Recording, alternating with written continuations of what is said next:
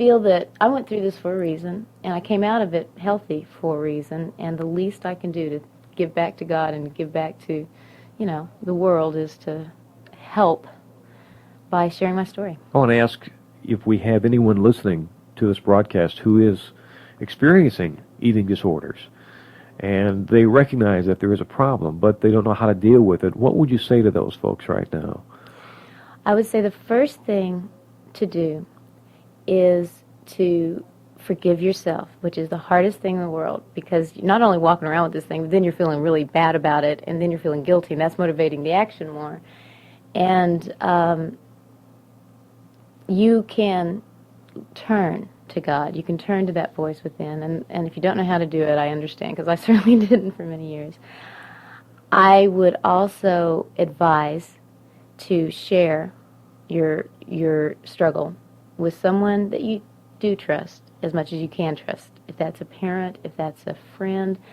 If you don't feel comfortable talking to anyone, there are organizations out there. In Nashville, there's Family and Children's Services is an organization that deals with all types of family issues, and if you're a single person, you can still go to them.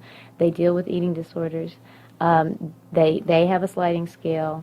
There are facilities that if you can afford to get into therapy, please do. There are great therapists in this community as well as across the nation that will guide you. But it's not an overnight recovery. It takes months and years. It depends.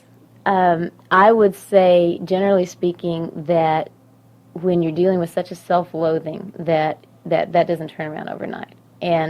But what can turn around overnight is the understanding and realization that you're not alone in this thing, that you do have this energy and part of God that's within you that is there, and you can tap into it. But there are those times that even when you get to the place where you feel confident and you have this self-love and you've integrated with your body and you're a team now, there are those times that somebody might hurt your feelings. And there might be that time you go, oh, wow, well, maybe they're right. Maybe I am just, what they said I am.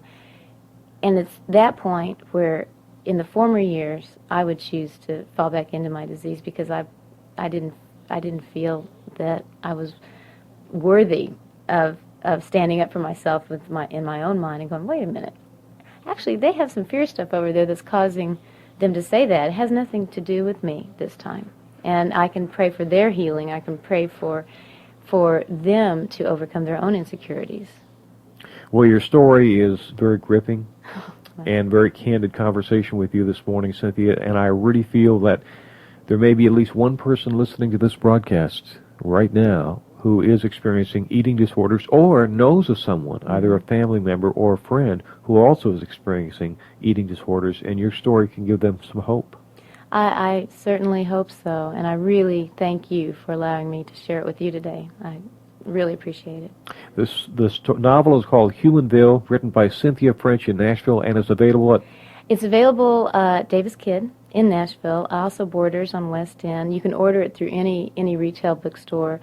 It's available through Amazon.com. There's an official website, www.humanville.com. That's it? You can get it through there. So there's a lot of avenues that you can get this through. And if people want to ask you questions, how can they get a hold of you? What's the process? You can reach me through the internet at humanville@aol.com. I don't have an 800 number set up yet, but I'm in the process of doing that if you don't have internet access. And hopefully I'll be able to get that number out as soon as we get it set up. Cynthia French, thank you for coming here this morning and Jerry, giving our audience some hope.